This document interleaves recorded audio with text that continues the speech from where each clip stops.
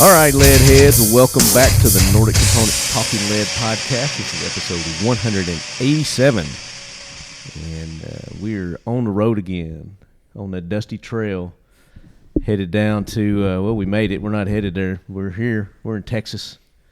We're at the Beastmaster headquarters. The domain. The domain? Is that what you call it? I don't know. I just made that up. Beastmaster domain? You call it the lair. The Beastmaster lair. We are with our good buddy Nick Atkinson. Yes, buddy. Man, we appreciate you hosting us this week.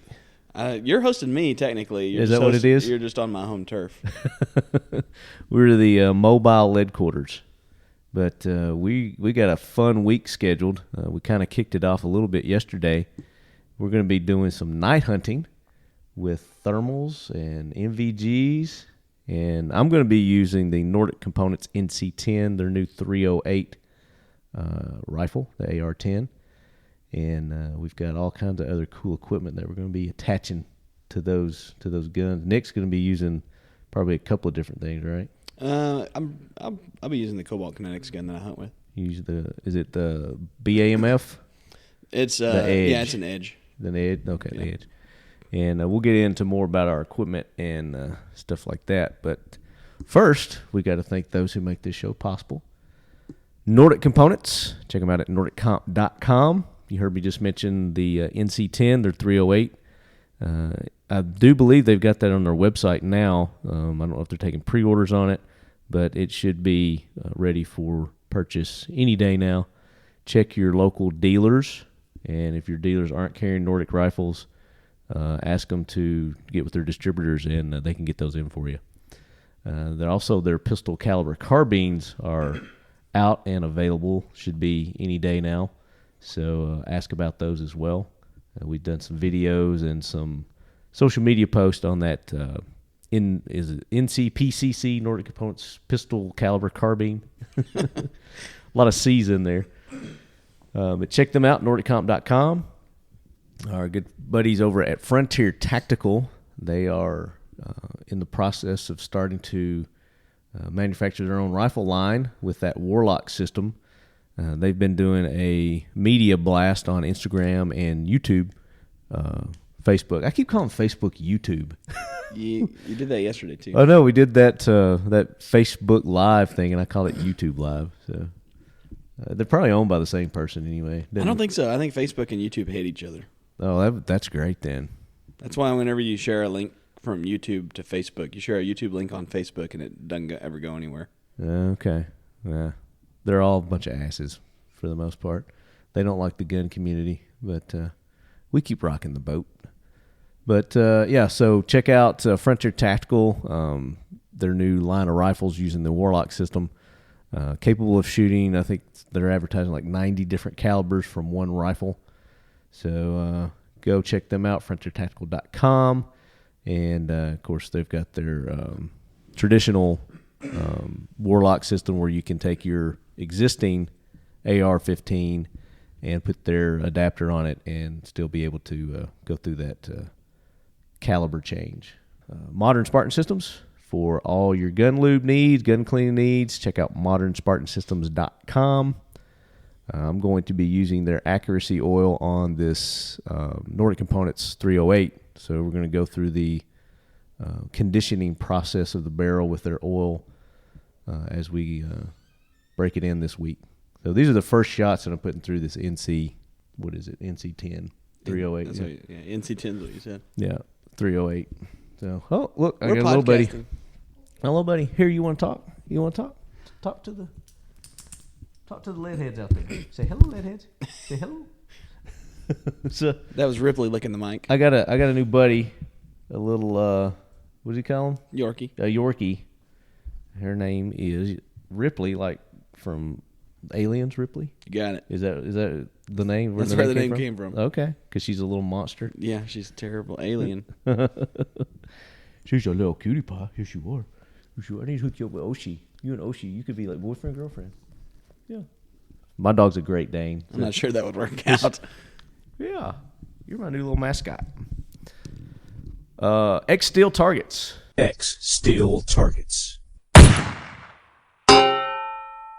for the best, most affordable AR-5. I'm getting licked to death here. AR-500 steel targets on the market today. Check out X Steel Targets. They have some awesome reactive targets. They've got those Texas Stars. They've got the double Texas Star, the dueling trees. They've got the different shapes for animals and different silhouettes. And if they don't have one that suits your needs, they can make it. So get in touch with Bud over there at X Steel Targets. Honey, will you take Ripley? I guess we can pause for a minute. No, it's all right. I can edit it out. To make smoothies. No, we're good. All this will sound good. The smoothie will not sound good. The smoothie, yeah, we'll pause for the smoothie. Okay. Let us know when you're going to start zizzing. Actually, I may just incorporate that. Oh my God! It'll just add more realism. I mean, it's not fake, so it's not. That's right. Glock, the official carry of Left Hand of Talking Lead, and I rock the 40 cal. Have you already busted my chops on the 40 cal? Have you had your turn to do that yet? I don't know. I think I'm over 40 cal shaming because I just don't care. You can be gay if you want to be gay. I mean, it's mainstream now. So right. I like the 40 cal. That's what I cut my teeth on. Trump got elected. You can say anything and do anything you want. But it's not like I don't have the 9mm and all the other ones too. But that's just that's true. My personal carry. We have a Beastmaster edition coming out that we need to talk about. Oh yeah. Eventually, yeah. Okay, Beastmaster Glock. Yep. Agency Arms Beastmaster Glock. Okay. Well, Talking Lead just came out with their own Glock version. It's the Knights Templar. I like it. I saw it. Our good buddy Danny over at Pack Arms custom did some things to my slide, and he put like some dragon scale serrations, and he put one of the Crusader swords cut into the sides, and a shield, and did some stuff to the barrel. But I've posted pictures on Instagram, so you guys can look at that. What color is it? The barrel? No, the slide. He did like a weathered, kind of like a silver kind of titanium weathered look. Did I see it in the raw or did I see it finished? I can't remember. I don't think I've actually shown it to you yet. I saw a picture. Yeah, you saw a picture, but I've got it here. I'll show it to you. Yeah. I'll show it to you in real life. And the barrel is like a, not a gold color, but it's a deep bronze kind of color. Cool. Is what the barrel looks like. But I'm going to have him carry those serrations all the way on the rest of the slide. Okay. He just did it up on the front, but it'll look really badass if he takes it all the way back. Yeah, I think that's what we were talking about. The front of it looked really cool, and the back of it looked like it was a completely different gun. But I just kind of like he stopped. He didn't finish it. So I'm going to get him to finish that on out. But if you guys want him to do some work for you, give him a call or get him on, I think they're on Instagram, Pack Arms. And I tagged him on all those posts that I've been doing. So you can get in touch with Danny over there and talk to him about doing one for you. And if you've got your own design in mind, he could probably work something out too. So Glock, check out Glock. We were talking about Glock. Yeah, we got off track. It kind of all tied in together there. Just Glock. You guys know where to find Glock. They're not hard to find. And then, of course, all their awesome swag and apparel that they have. They got coolers. Have you seen their coolers that they've got? Glock coolers? Yes. No. They have their own coolers now. It's they light up. They've got like a hole in the top that you can see through. That's cool. So you can see in the cooler. And then it's got like this LED light or something like that. Surely that's just a cooler that they're buying and putting Glock on. It is. I mean, it's another company. I can't remember what it's called. It's like Cooler Lit or something. Lit Cooler. Yeah. They make a couple of different ones, I think. Yeah. I think I've seen a couple of. So we're going to talk about some hunting and what we're doing to prep for our hunt this week and why we're hunting this week. And to get into that, we're going to let Nick talk about that. So we've noticed on a lot of the posts that we've been doing here recently and that you've done, there's been not a lot, but there's been a few. Most people understand the reason. Yeah, I think if you get why more you're than hunting what you're hunting. I think if you get more than a couple of death threats, it's considered a lot. Right? So, yeah, I think more than one is a lot. But so this one guy, he threatened to kill you. Yeah, multiple people. He just flat out, just like, if I was there, I would shoot you. Yeah. For shooting that cat. I'm not sure that would would work call it a cat. out. Well, I mean, it was a cat. Yeah. It was a bobcat. Yeah, it's a bobcat. But so let's talk about the importance of predator hunting. So, I mean, varmint hunting. Yeah, there's a couple different angles on it, or a few different angles on it. Obviously, predator and varmint hunting's been around for a long time, and in Texas, there's no limit and no season. It's open season year round, and for a few different reasons. During the winter, traditionally, going back hundreds of years, people will shoot and skin varmints and then sell the hides because all kinds of things are made out of clothing and whatnot. And animal skins have been used for weather protection for since the beginning of time. But in the modern era, I guess firearms era, it's the same thing. It's people have hunted them for their hides since then, or since before then. But anyway, we're talking about hunting with firearms. So that's kind of one angle on it. We don't unless you hunt with a spear. Right. We don't particularly hunt them for their hides because right now the fur market is really, really down. So it's almost not even worth the time. Right. But I do it mostly thanks because... to PETA. Right. Yeah. I mean, it is. It's a lot of just the... And I guess it's... Guys, don't give in to PETA. Furs are good. Furs are warm. Yeah. There's a lot of them. Right. And then, I mean, it just makes sense if you're going to harvest these animals. I mean, make the most of them. Right. Yeah. I mean, might as well utilize it. Might as well utilize their furs or skins. But the reason that I do it is because I know a lot of ranchers and I work with a lot of ranchers, and the ranchers are of the mindset of anything that is not their livestock impacts their livestock. Mm-hmm. Right. I mean, even if it's rabbits, because the rabbits are out there eating the grass that their cows could be eating, or their sheep or goats could be eating. Didn't you say like 4 rabbits can eat the equivalent of 1 cow? I didn't say that. I said that somebody told me is that what it was? 7 jackrabbits eats as much grass as 1 cow. I'm not sure I believe that. But jackrabbits get pretty big. They do, and that's all they do is they sit and eat. But, I'm not sure. Whatever. Yeah. But, we're talking about predators mainly, and it's because like these bobcats, they do carry off goats and sheep, small dogs. They have an impact on game animals like deer. They do eat small dogs. Yeah. They have an impact on game animals like deer and turkey, quail. So a lot of these game ranches want the predators gone because it's impacting their business, because they're trying to market, their ranch for people to lease or people to buy hunts and everything like that. But the ranching is more of it, and coyotes have an impact on cattle and sheep and it's not chickens. Even, a lot of people say coyotes won't kill cattle or anything. A lot of them don't, but whenever they get packed up, they'll start going after the calves, or they're going after the heifers when they're birthing.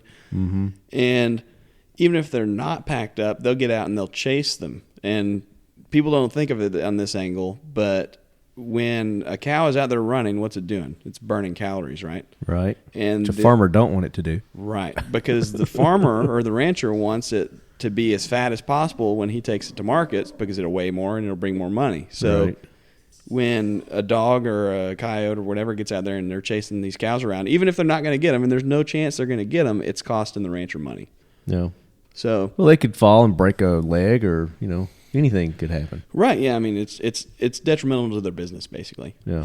And then we talk about shooting hogs and everything like that. Hogs are a huge impact on ranching and farming, because one hog can get out there, and basically the hogs will come out usually at night because they get a lot of pressure during the day. It's hot.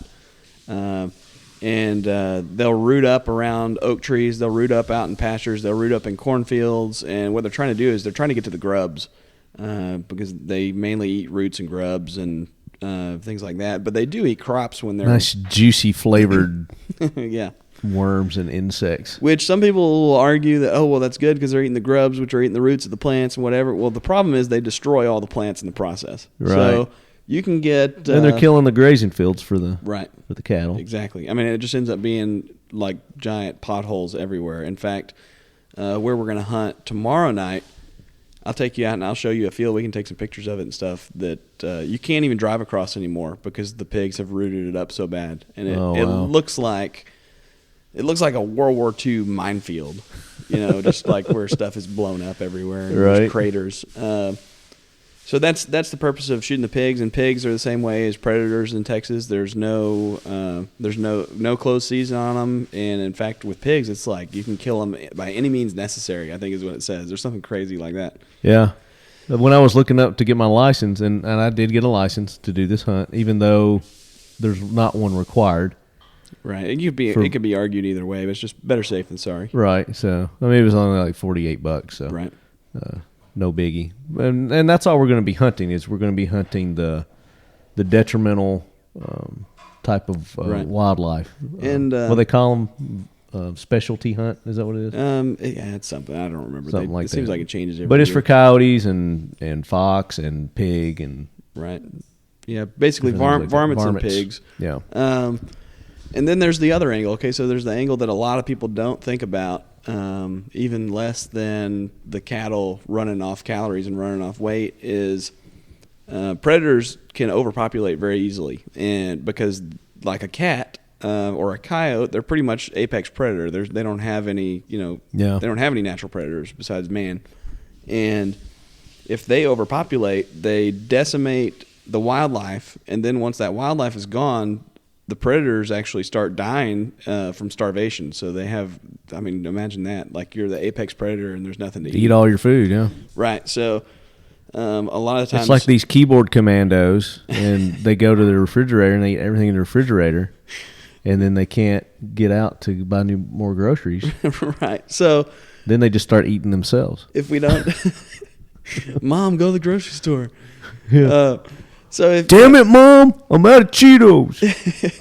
So if they don't get hunted, then eventually they're going to die, and it's going to be a long, slow, terrible death. And people say, okay, well, before humans were around, the earth balanced itself and everything. Yeah, I mean, it does, but it's not pretty. No, it's not. There's death involved. Yeah, I mean the coyotes. But what these animal rights people will tell you is that the government will take care of them. Then the government will feed them. Well, the government actually, the federal government employs people. It's a federal trapper to go out and do exactly what we're doing. Right.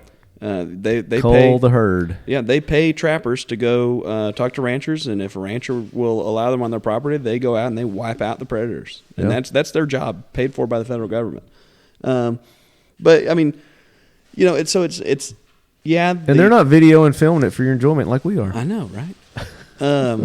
But I mean, just getting back to the point, and we're not getting paid by the government. We're saving your tax dollars.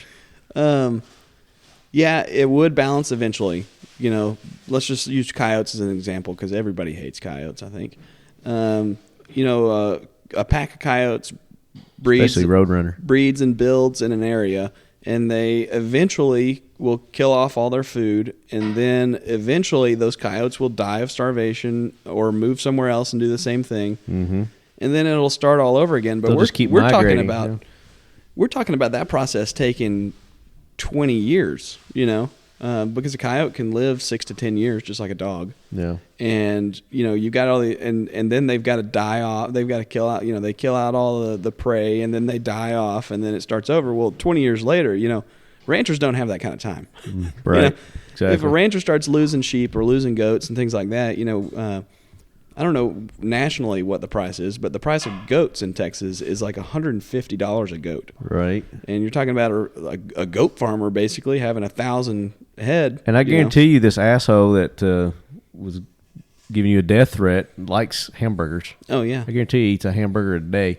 Right. At least. So. Yeah, it's so people just don't understand, I don't think, the agricultural lifestyle. Yeah. Because they come from places where that doesn't affect cycle, them. The whole cycle, they don't understand the whole cycle. They're just seeing one little small, time and frame of a huge, larger picture. Well, and the ecosystem. And people think, or a lot of the common post is, why would you kill it just for fun? Okay, we're not killing it just for fun. It happens to be fun to go out and hunt. I mean, you can't tell me it's not entertaining to go hunt. That's why that's why we like to do it. Right. If it wasn't fun, we would still do it for as a ranching lifestyle. but it wouldn't be. If it wasn't fun, we would have died out many millennia ago because that's how we sustained and. Well, no, it's not that. It's I think if it wasn't fun, it would still happen, and we would still do it as an agricultural lifestyle. It just happens. I'm just talking about the beginning of time. Man's been hunting since the beginning of time. You know? Yeah, I mean it's necessary. It's necessary. It's going to happen no matter what. It just happens to be entertaining. Yeah, it's fun. Get over it. It's like God made sex fun and enjoyable, so we would do it. It's necessary. So we would do it, right? Right. He made meat taste good, so we would eat it. Well, and it's something primal about hunting too. Whether you're hunting, like you said, with a spear or a slingshot or a firearm, it's just it's ingrained in us. Yeah, absolutely. So we'll get off our educational box now. Yeah, it's not as fun to talk about. And now we're going to talk about the fun stuff. We're going to talk about the gear and equipment, the terrain, everything like that we're going to be using on this hunt. So last night we did a little practice run. A little warm up. Took me out here in your backyard. Front yard. In front yard. Your front yard, yeah. Your front yard, technically. And we did a little practice fox calling. Mm-hmm. And talk about that. Yeah, so we live on a few acres here out in the county, and we actually, I didn't take you up to see the peacocks. We have peacocks. Oh, really? Yeah, and we had chickens. We lost all our chickens. Because of the damn coyotes. Well, we have a big problem with fox here. Yeah, and fox. I've seen a couple of coyotes on the game cam, but they don't really come around. I think it's because we have a lot of neighborhood dogs that run around. Yeah. And the fox, I think I've killed a dozen fox probably on my place, and Wow. it's small, So we went out last night right after dark. About 7 o'clock? About 7. Yeah. Set up down in the creek bottom with the Fox Pro and fired up a little baby cottontail. And about 11 minutes later, here comes a big old fat gray fox, and he was healthy. He was. Old Lefty here got his first fox. Got my first taste of fox hunting. I was using 1022. Yeah, that was a Magnum Research 1022. Magnum Research 1022 with, was it a silencer can? No, that one has a Huntertown Arms 22 can on it. 102, okay. Yeah. Huntertown. It was super quiet. We're using, I was using MVG and you were using thermal. Right.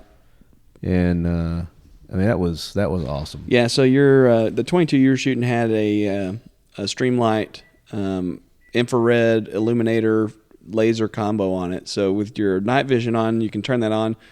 It's like a flashlight when you're using MVG. But you can only see it through the night vision. Yeah. Yeah, because I took it off and looked at it, and it was just like, hey, these batteries aren't working. Nothing. Right. You're like, dude, you got to wear your got to put the night vision down. You got to put the night vision on. So I was like, I knew that.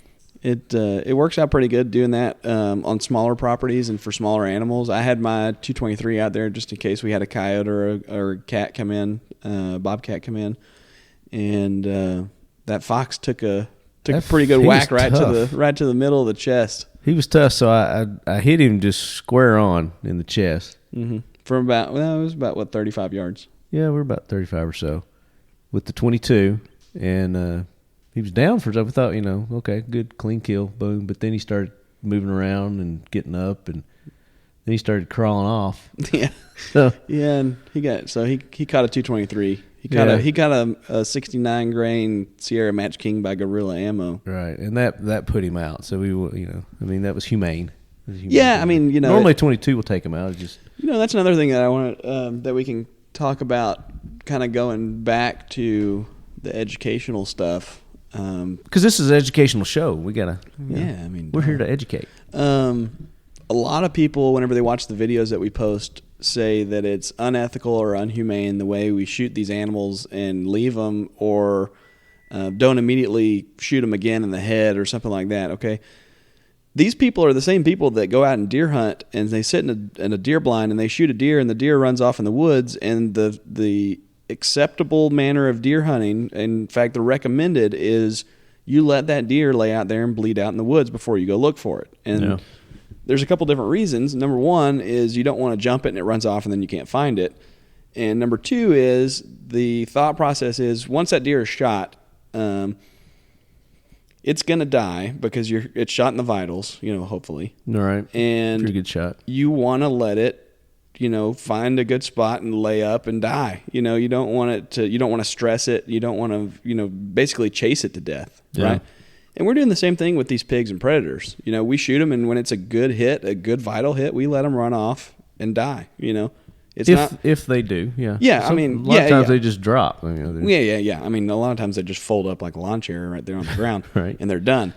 But, so you don't want to just be out there just blasting away, bam, bam, bam, bam, bam, bam. It's something that's already, he's already hit in the vitals. He's going to die, and you're just making it worse because you're basically, like I said, chasing him to death. Mm-hmm. So people don't understand that, and it really comes into play whenever we get into a big pack of pigs. And you shoot one pig in the head, and it falls down, and then the rest of them take off running, and you put good hits on them. And if we go track them all down and find them and make sure they're dead. But on the video, you don't see that. You just see a whole bunch of pigs getting shot and running around. Right. Because nobody wants to see the track down part. Right. I mean, it's pretty boring, and it takes a long time sometimes. Well, maybe we should do that just to show people. Yeah, I mean, we can because we'll we'll live stream it or something. But it kind of I think people forget about the way people hunt. Whenever it comes to watching videos, they freak out. Yeah. So it's just like that bear video we were talking about, the guy that speared the bear and everybody freaked out about it. Right. He kind of acted like an idiot a little bit on video. He's a bit of a douchebag about it, but at the same time, everything that he did was it's the way illegal. You hunt. Yeah. He speared a bear, which is a legal method of hunting a bear, and it was a good hit. It was a hit in the vitals, and clean hit. Yeah. And that bear took off, and it was dark, and they couldn't track him safely. At night, so they waited till the next morning. They went and found him, and he was dead. In fact, he was out of rigor. So that means he died, went through full rigor, and then full out of rigor. So that means he was dead for like 16 hours. So he died. He died soon after. Yeah. But people are freaking out, because you didn't go find him and put him down, dude. You don't do that when an animal's hitting the vitals. You just let it die. Yeah. So anyway. Well, the fact that he had a GoPro on the spear and right. It just. Yeah, added that much more, I guess, gore to some people. I thought it was a cool video. If you can't take those videos, don't watch them. Yeah. Stop watching them. And if you think something isn't right, whatever, write your congressman, I guess. Get over it. Yeah. Write the Canadian government, because that dude was hunting in Canada. Right. Yeah. It wasn't even in America. Right. So anyway, that's kind of, I'll jump back off the soapbox, but that kind of gets under my skin a little bit whenever people. I got no problem with the hunt that he did. His whole attitude was a little. Yeah, I mean, it was some people, but here's the deal: some people react that way. Some people get super pumped about it. He just seemed fake, though. It just seemed kind of rehearsed and fake. Playing it up a little bit. Yeah, but who knows? Whatever. I'd probably do the same thing if I speared a bear. That was nuts, man. He was like from me to you to that bear. Right. That's crazy. So what were we talking about? So we're talking about ranting again. Equipment. So we're talking about the equipment. So last night we did the little preliminary hunt down here in your front yard, and got me kind of tuned in with the equipment, familiar with the equipment that we're going to be using, the MVGs, the thermals, not only the head thermals, but we're 308 NC10. We're going to have an actual thermal scope on it. Yeah, it's a Trijicon IR Hunter Mark III 60 millimeter. So that you'll have one on your gun. I've got one on my gun. And then I've got a Trijicon Patrol 250 mounted on a helmet. So that way I can just look around and I can spot stuff coming in. Then we get on the rifles and ID it and decide what we're shooting and when we're shooting it. So today's going to be our first official hunt. Today's Wednesday. Where are we going today? What are we going to be doing? Today we're going to go out to Llano, Texas. It's, I don't know, it's probably about an hour and a half from me. And it's kind of right on the edge of what is the Texas desert. So right now we're in the hill country. Lots of green stuff around. We get a lot more rain here, lots of lakes. A little cold here right now. February. It's not that bad for February. Come on. In the 50s. Well, yeah. I was expecting warmer weather for Texas. But. Yeah, well, it fluctuates. Out in Llano, it'll be a little bit colder because it's more of an arid climate, drier, and we'll get set up and cruise around a ranch out there where they run a lot of cattle and so more flat land. No, it's pretty hilly. Is it hilly out there too? It's not as hilly as the hill country. Yeah. Obviously that's why it's called the hill country. Llano, I'm trying to think of what they called Llano. It's I guess on the outskirts of the hill country, starting to become Texas desert. Okay.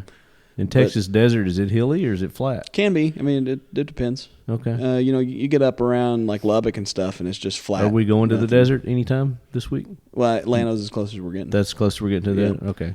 But it's sandstone. There's some sandy areas, lots of mesquite trees. Like you see here around my place is all cedar trees. Right.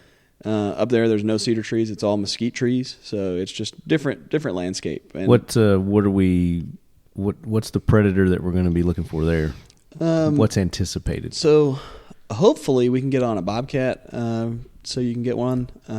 I've killed off that ranch. I've killed 3 bobcats in 4 months, I think. Okay. So the odds of getting on a bobcat are a little bit higher than some places. Some places just don't have them, and that's what people don't understand is they go out and hunt and be like, "Why can't I find anything?" Well, dude, they got to be there first. Right. There's got to be something for them to want there. I've shot a couple of ringtails off that place, which are really cool little animals.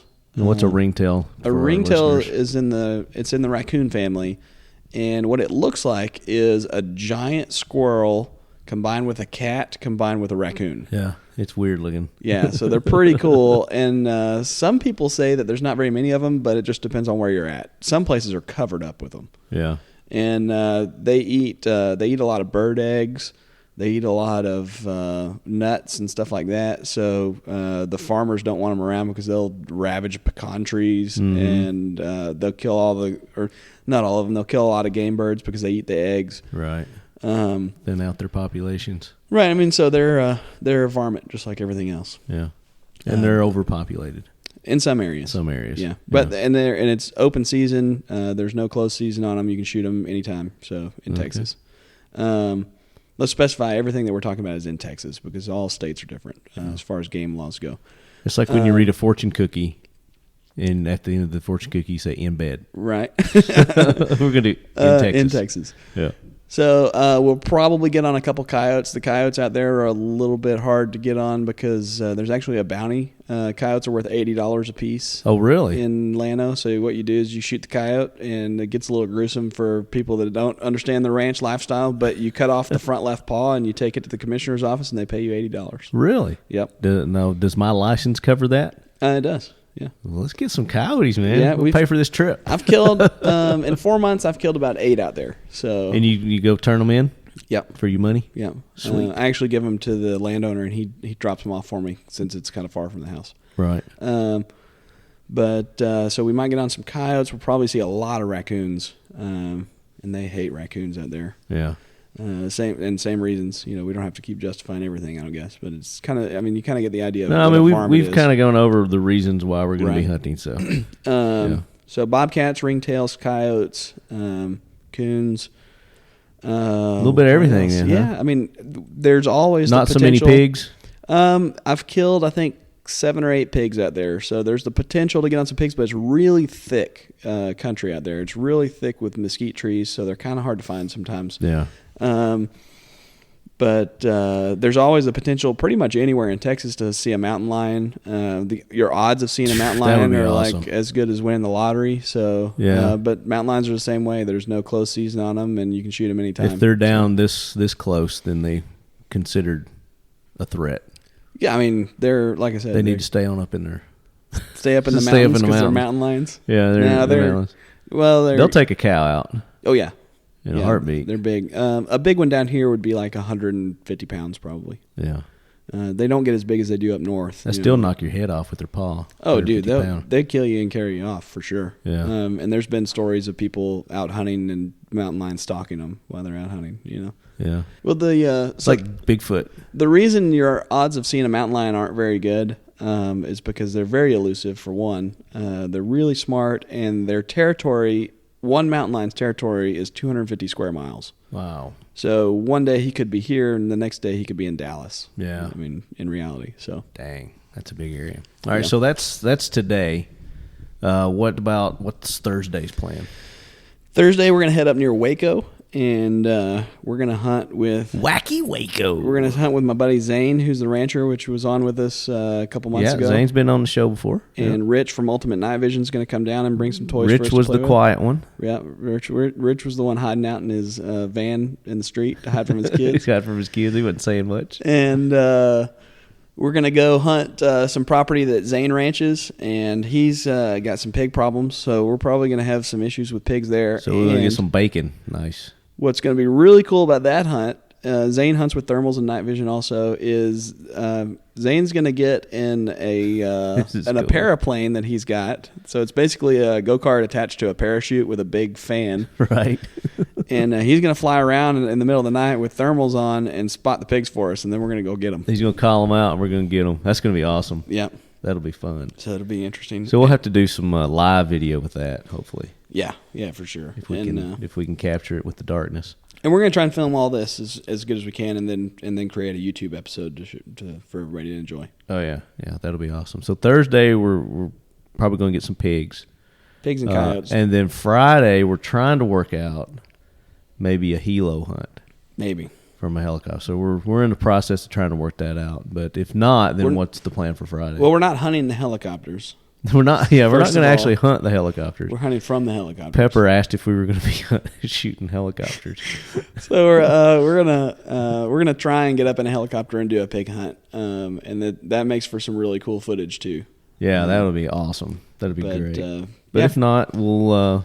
We may try to go back to Lano. It just depends on weather. We're good. If we have good success at one place, we might go back to it. Yeah, and it just depends on weather. A lot of predator hunting is weather based. You want it to be cool and no wind. If it gets windy, then you're maybe calling some fox, but that's about it. Yeah. Well, fox would be good too. But all right, guys. So this is kind of our prelim to our hunt. So what we're going to do is we're going to gear up and get ready to head out for the day, and then we're going to be back on and give you updates on each of the hunts as we complete those. Perfect. You got anything else you want to say? I got a lot of things I want to say. I'm not sure they're allowed to be said on your podcast, though. Absolutely, man.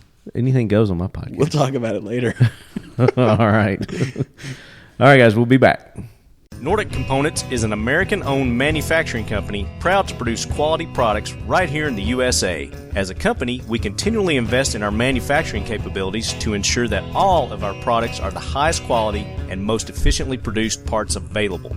The Nordic Components business consists of two segments, manufacturing and sales. Our manufacturing business works to provide custom machine components for a variety of applications, with our specialty being firearm components. The sales business produces lines of branded firearm accessories to enhance and elevate the shooting experience. We are a company owned and operated by individuals devoted to shooting sports, and many of us shoot competitively. We attend and sponsor a number of events around the country each year where we listen to you, the consumer, and are proud to say that all of our firearm components are a direct result of your input. As a firearms accessory provider, our aim is simple: provide shooting enthusiasts with innovative products of uncompromising performance and reliability. Nordic Components. Check us out at nordiccomp.com. Okay, Leadheads, we are back for day 2 for our night hunt with Beastmaster Hunting, Nick Atkinson, here in, what's the name of this town? Llano? This ain't Llano. We're not in Llano. You're in a county of like 2 different. We're in the undisclosed location in Central Texas. Another secret squirrel location. We're famous for that. So today, as you guys heard from our show from yesterday, we were in Llano. We did hunt in Llano, and we were there for like 10 hours. We got there. We got there at like 4:30 to eat some barbecue. Yeah, 5. Well, we got there at 5 probably. We started hunting at 7:20. We were there for 12 hours. We didn't leave there till 5:15 a.m. Wow. Yeah. So a good solid 7:20 to 5:15 hunting. Yeah. And then of course the barbecue. You guys got to go if you're ever in that area. You got to go to this place called the Cooper's. Yep. The best freaking barbecue ever.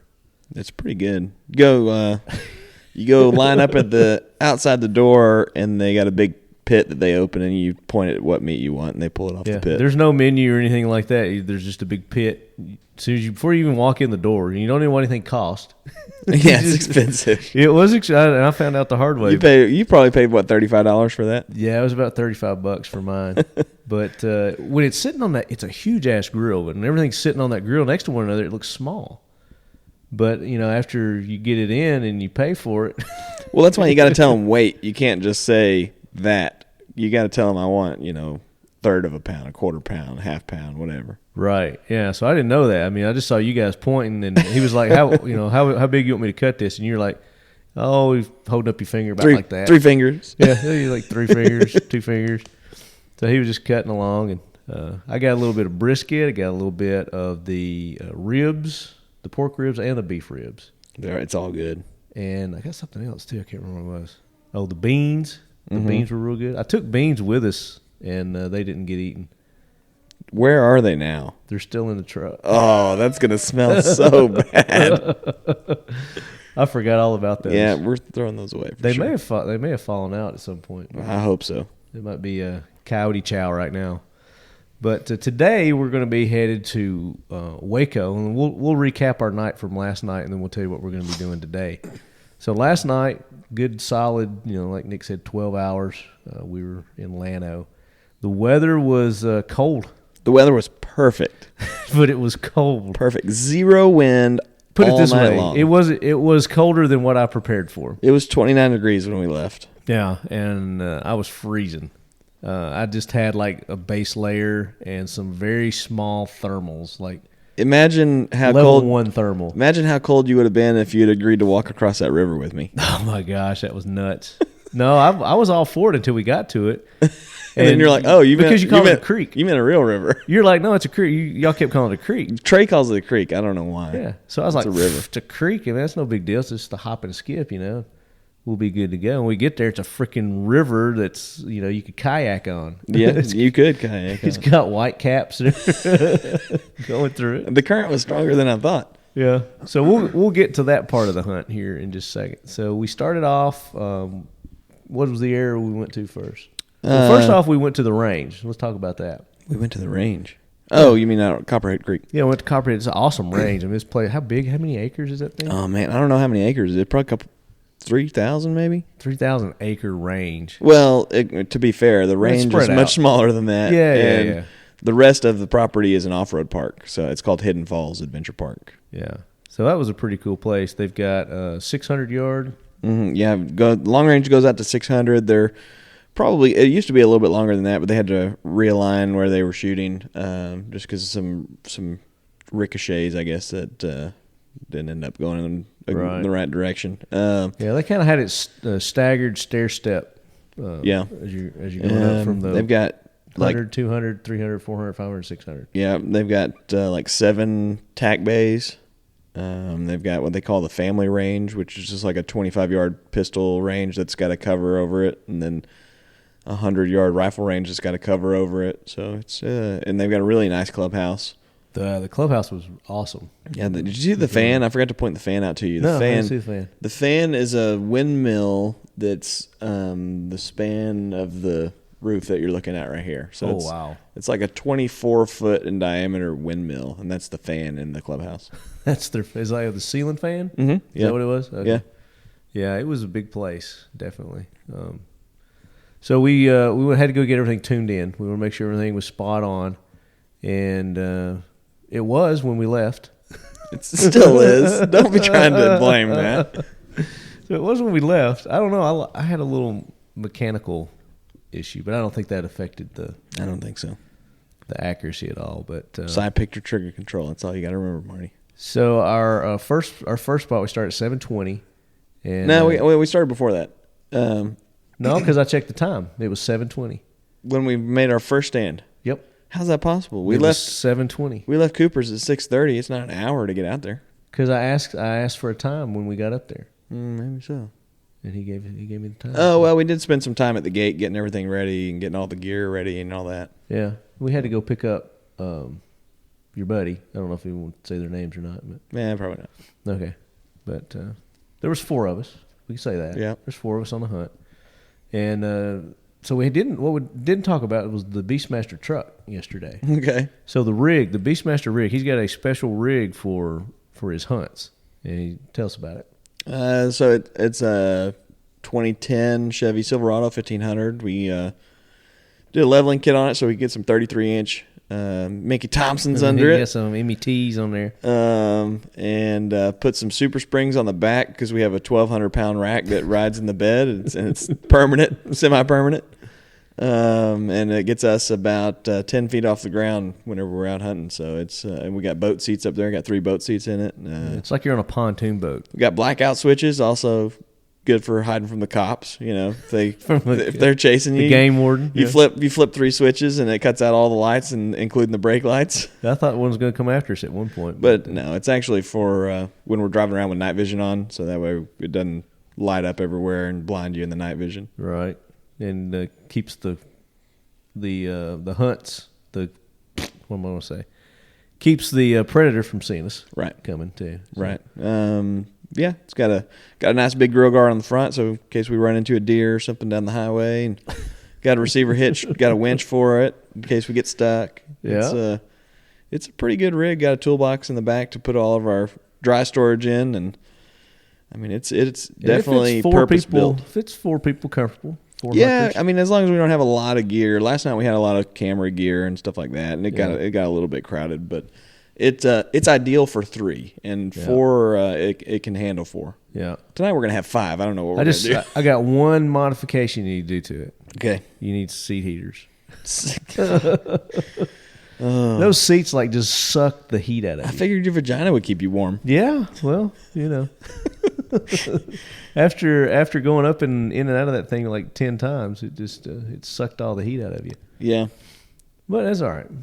It's not normally that cold out here when you do your hunts, right? No, yeah, it is. I mean, down in the 30s. Yeah, the ideal time to predator hunt in Texas is November to February. They say Thanksgiving to Valentine's Day. Yeah. So it's average temperature at night is probably in the 40s, high 40s, something like that. Yeah. And then we'll get occasionally down into the teens. So 30s is not abnormal. Well, I prepared for the mid 40s. So that's what I dressed for.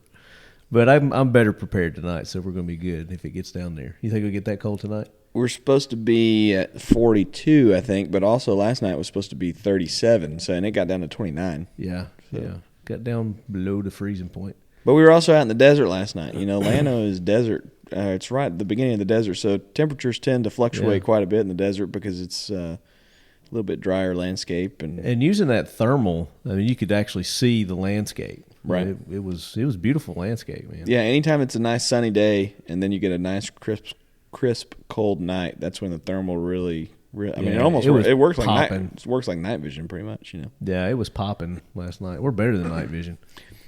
In some circumstances. Yeah. So we set up our first spot, and did we have any action on the first spot? First spot we had was it the rabbits? That was the rabbits. Well, we had some rabbits, but we had a couple of coons come in that we let go because we were waiting, and then we had something like a cow or something got its head stuck in a fence.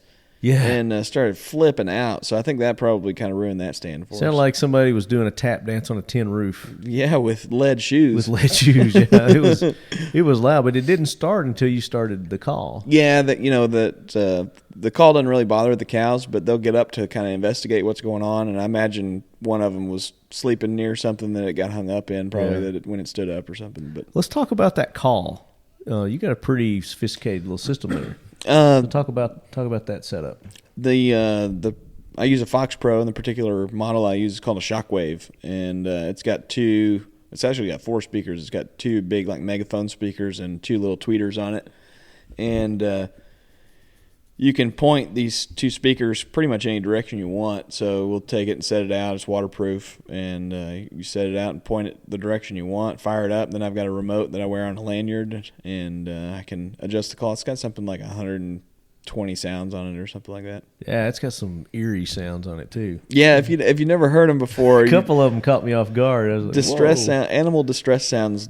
They don't sound like animals sometimes. Sometimes some of them sound like people and some babies and weird stuff. It sounded like one of them was calling for his mama. Yeah. Oh, we were playing Kid Goat. And yeah. Mom.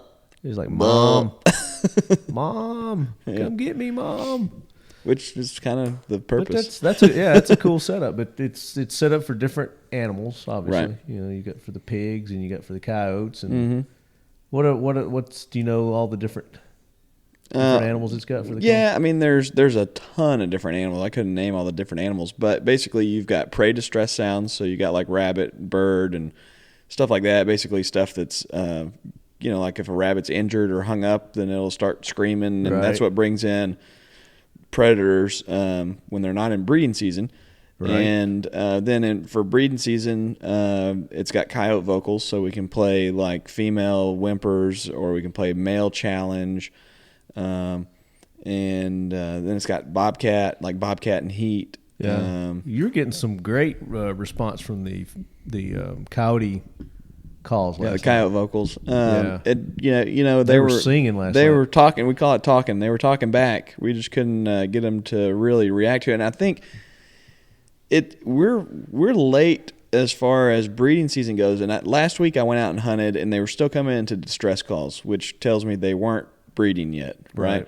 They're supposed to start breeding like late January. So I think we're just it got pushed back probably because we've had a mild year, and what I think happened last night is we're right in the first week where they've really started breeding, so they're probably already pairing up, and they're just not not interested. They're not interested. Yeah, they're getting a little tail. Yeah. I mean, maybe they just extended their breeding season. Priorities. That's what it was. No, because they wouldn't be coming into distress calls last week if that's the case. And we called in quite a few last week with distress calls. Yeah. So we didn't have much luck on our first spot. There were several rabbits. There were some, like you said, some coons. So we called that one. Went to the next one. Same property. You got several spots on these properties. So we turn on, after we finish calling at a spot, we turn on what's called the coyote locator, and it basically sounds like a pack of coyotes. And then what that'll do is that'll get another group or a single to call back, because it's a locator. They're trying to see where everybody's at, Right. So we play that and then see which direction we hear them, and then we'll go that way as far as we can, on the property, and we'll set up again. Right. Unfortunately, they were, I don't know, probably 2 or 3 miles away, and we could only go about a mile. They were way too far, and they weren't coming in. So we tried that spot, not much luck. Nothing. Again, shut down on that one. Shut down on that Strike one. Strike two. So then we pack up, and then we head to the next location. Mm-hmm. I do believe. We did 2 spots there. So we started west of town, and then we moved to a different property south of town. And we set up there, and we had a big old fat coon come in there. We ended up shooting him because we were getting antsy. And the little trigger finger. The raccoons need to die too. Right. And we heard some coyotes there again. So we shot that coon, collected him, and relocated across the highway, same property, just across the highway down by the river. Yeah. And things got a little interesting there. Yeah. So we set up there, and we weren't there very long. 2 minutes. 2 minutes, and there's fox.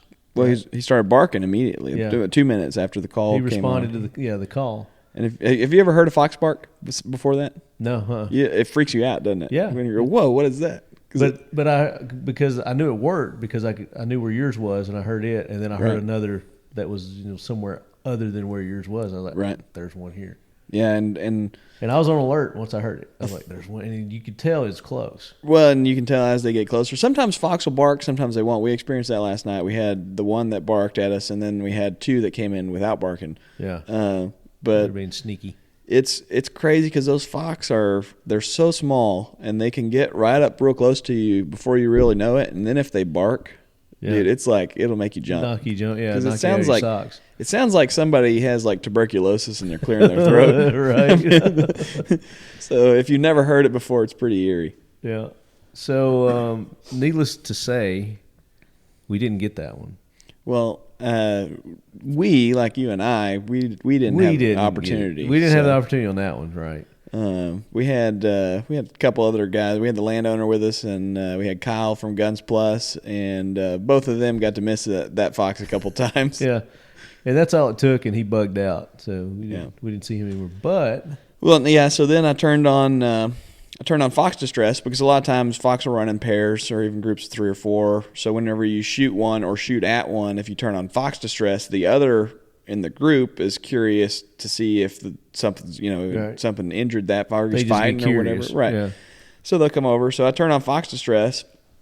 Lo and behold, on the other side of the river, Creek. They're calling it a creek. There's a bobcat coming in, and I guess what I suspect happened is either one of two things. He got to the edge of the river and he was like, "Screw that," because it was deep water because it had rained like. Because somebody told him it was a creek too, and or he was coming into the rabbit distress, and when I switched to fox distress, he lost interest and started to leave. Fortunately, with the thermals, we could see him because he's scooting along the edge of the fence line there, right. And I was on the other side of the rig. You guys were on that side of it, so I didn't get to see it. Yeah, you were at the back. He was kind of like you were basically sitting at 6 o'clock. He was at about 11 o'clock, right? And I think I saw him and Kyle saw him, and I ranged him with the radius that I've got on the side of my gun. He was 236. Well, he was about 200, and we were waiting to see what he was going to do, and he started leaving. Right. And he got about 36 more yards. 236 is what I ranged him at, and dropped him. Dropped him like a rock. And you're using the 5.56 on that. Yeah, that was it's a 223. It's the Gorilla 69 grain Match King. There it is. So I mean it puts a hurt on stuff. And you got him first shot, but you put another one in just to make sure because he was. Yeah, it looked like. I mean, he's so far away, and he was kind of in some thick trees when I made that first shot. And it looked like the first one probably got him a little bit low or a little bit towards his back, and he kind of plopped down, but he was still sitting up. And the next one just, right. I mean, it laid him out. Yeah, but it was decent size, and I was expecting. People hear bobcats and things like that. They're thinking, big, predators. But it was, like I said, it was less than 20 pounds. He was a small one. Yeah, that's what we would call right a small at 20 bobcat. pounds. A big, like a huge. Or she is actually a she. Yeah. A huge bobcat is like 40 pounds. A really big bobcat is in the 30s, and a good sized bobcat is in the 20s. So we would call that one a small one. She was probably. I'd guesstimate 17, 18. Yeah, and she had her spots. A little bit. We call Starting that. to come in. So, well, they don't change. They are pretty much. They are born with like their baby fur, I guess, and then they develop whatever pattern they're going to have for the rest of their life. Mm-hmm. So their spots don't evolve. Right. So she was in that stage. She's an adult. Yeah, she's probably a 2-year-old cat. Okay. And we call that color. So most bobcats will have really good spots on their stomach no matter what, but her back we call that sand, because it looks like sand. She doesn't have a lot of spots. Pretty coat, yeah. Almost looks more like a lynx coat. Yeah. Which they are in the lynx family, so that makes sense. Yeah. It's like that lady said. What'd she say? You kill lynx. You kill one lynx. You kill one lynx. You. I kill you. So I can't wait to post this one. See how many death threats come in. What kind of variety of death threats you get on this one? Yeah. So we got the cat, and then of course you got to go retrieve it. And you're like, oh, we got to go across the creek to get it.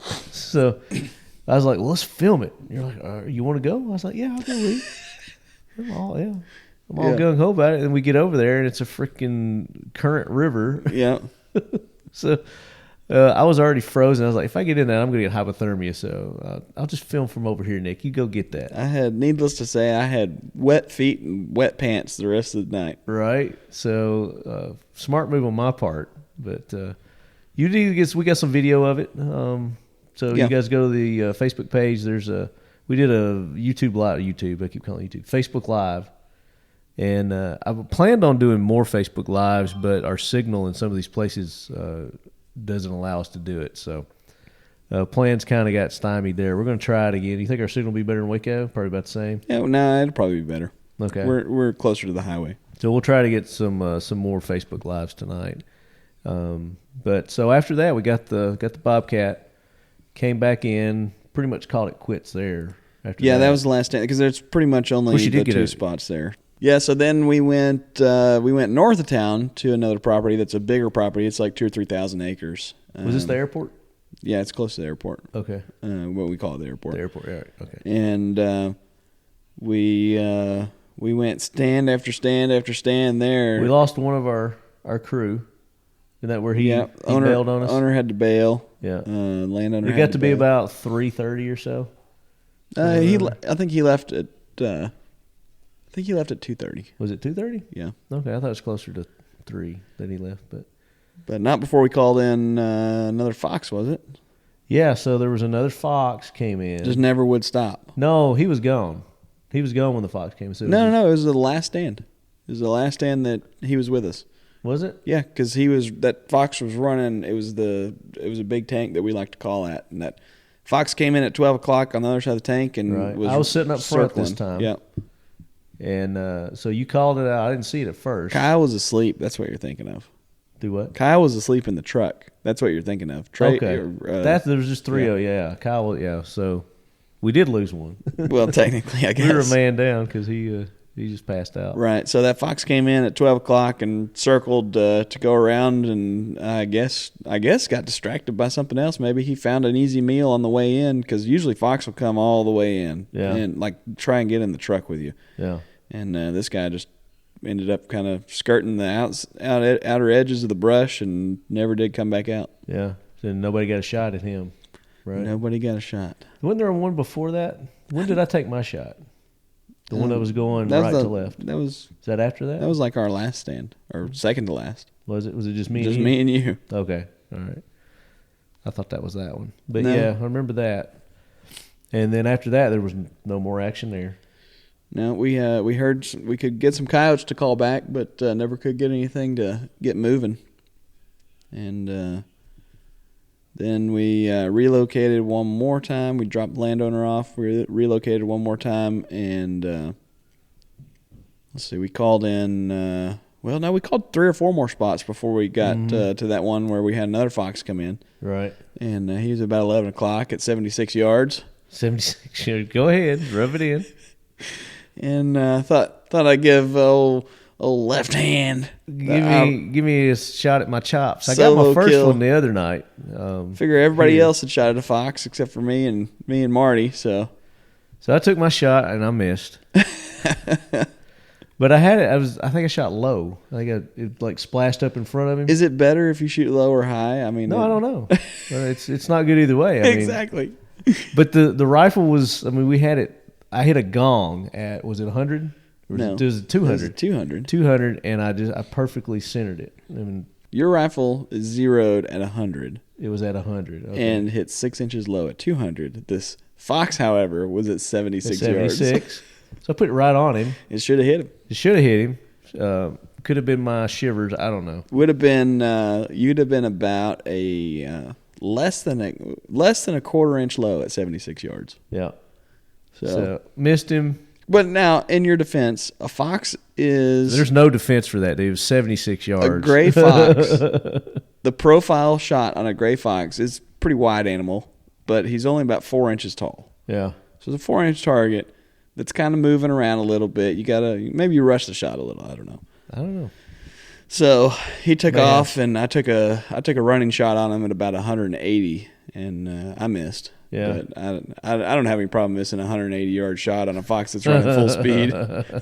That's just kind of a Hail Mary. That's like there's 2 seconds left in the football game. You got one play left. You just got to throw him out there. You just got to let the lead fly. So he got away, and the fox were lucky this night. Yeah. So we had 3 encounters, which is probably low for you, right? Probably not a real good night. Out there we've killed probably 24 fox. Yeah. So we're thinning them out for sure. And the turkey population is thanking us, I'm sure. Absolutely. And it's some nights they move more than others. Some nights we'll turn on the call and here comes 6 at once.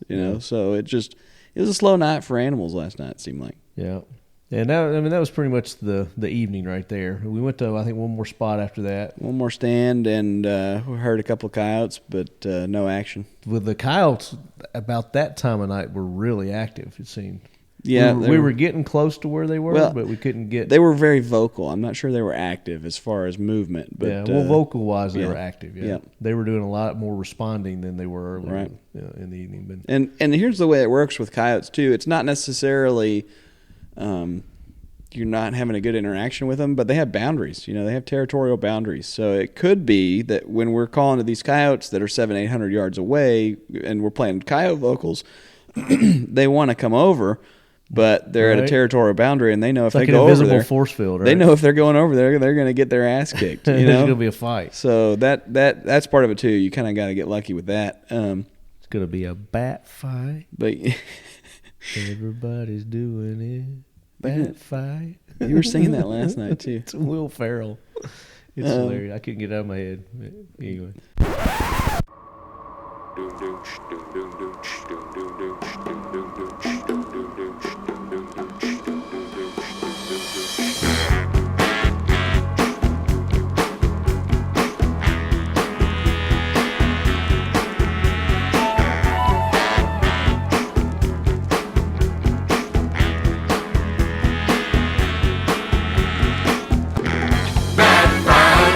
Gentleman's game, bad fight, you know the name. It's a bad fight, tensions are high, bad fight, eye for eye, bad fight, feeling so good, bad fight, two men connecting with the wood.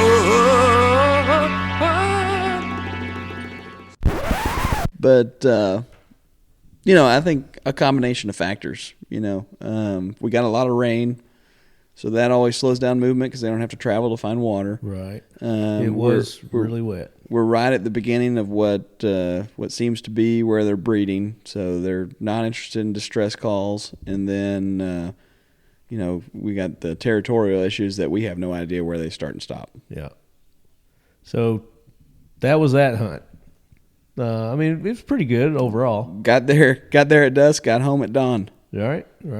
But got a cat out of it. Got a couple possum, or not possum, coons. Couple of coons. One coon. I shot a coon. Oh, you did shoot a coon, but he ran off. Yeah, I shot a coon with a 308, and he dropped. You saw him fall out of the tree. He did fall. Well, I mean, come on. He sat there. To be fair to the coon, if you're like climbing around in a tree and somebody shoots you with a 308, you're probably going to fall out of the tree too. Yeah, but that's the second one. The first one that I shot at and missed at, what was it? Oh, 130? Yeah. He was at 191. 191.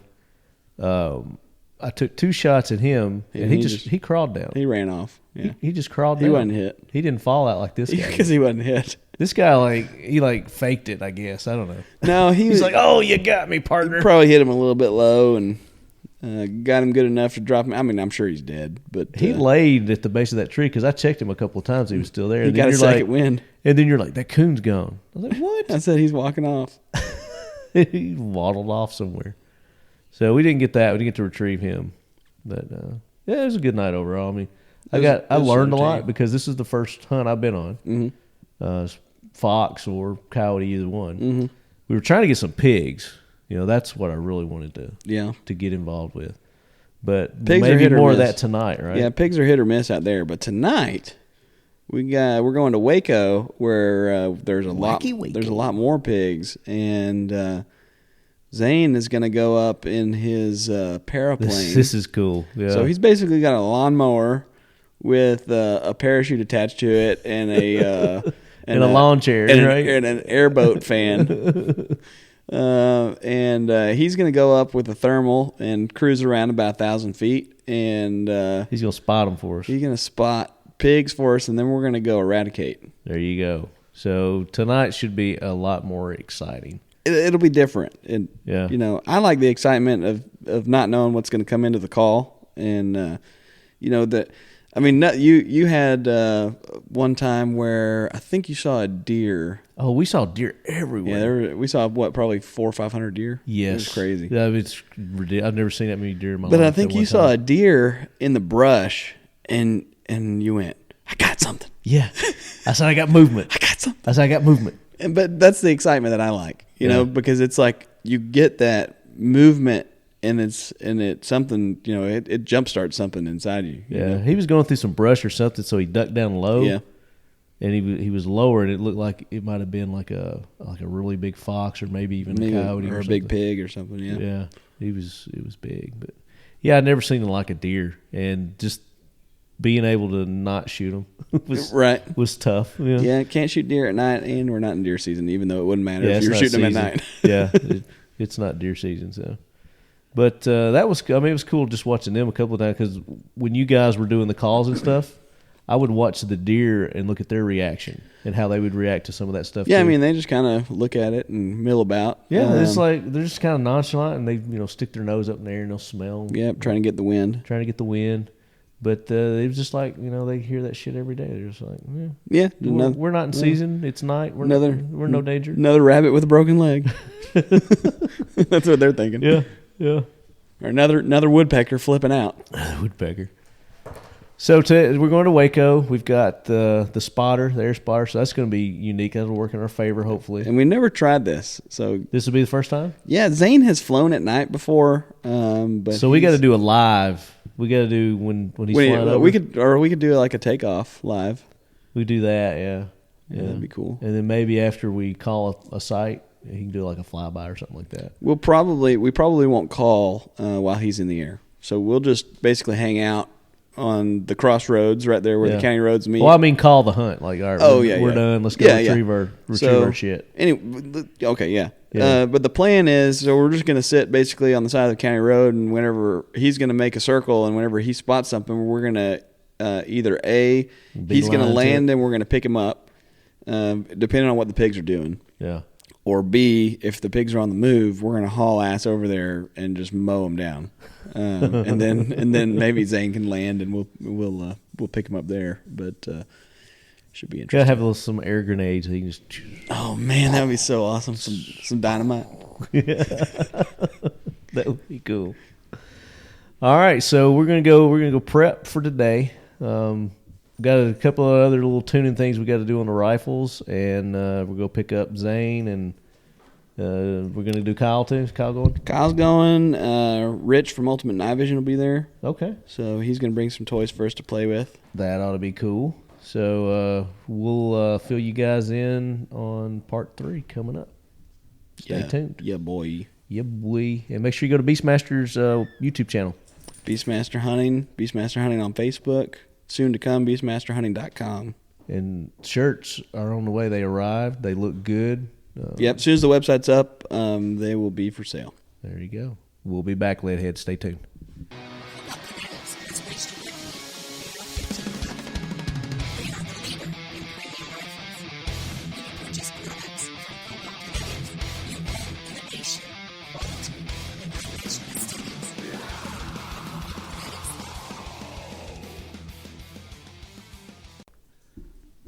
Testing. You're going to have to edit out so many. Ripley, no. Come here. Just ignore her. That's how things get destroyed. Where's she at? I'm going to let her talk on the mic. Jeez, at your feet. Oh, I got stinky feet. Coyote shit all over them. Coyote shit. Coyote. All right, so that was day 2, right? That was day 2. Day Felt like day 9. It did, didn't it? And we put freaking 4 days of hunting in. 24 hours of hunting straight. Well, almost straight. Little break in between. All right, Leadheads, we are back with the Nordic Components Talking Lead podcast coverage of the Beastmaster hunting event. Beastmaster hunting event. You gotta come up with something extravaganza. Palooza. Wow, what an event! What a palooza! I had a great time, man. Worn out, to say the least, but at the same time, I'm still energized. And you were super pumped at last 6 a.m. I was like a complete 180 from the night before. Yeah, it's different kind of hunting, you know. Yeah, when you get action, and you're actually working, it changes everything. Time goes by faster. It flew by. Yeah, I couldn't believe that it was time to stop hunting all of a sudden. But we had a great second day, needless to say. We went to Waco, like we were telling you in the previous part of the show. Was that Waco's north of here, right? Waco's north of here. Yeah, so we traveled north a little ways. A lot different territory, more ranch. Atmosphere is what we farmland, more farmland, ranch land, no desert, you know. Yeah, less hills, wasn't as hilly, more open space. Yep, grassland kind of deal. Which and it was wet and damp, which was conducive for pig. But It rained about an inch 2 days before we went up there. So you think that helped with the amount of pigs that we saw? We interacted with. It's hard to say because the pigs are going to go to water because they like to roll around in the mud and everything like that. And, yeah.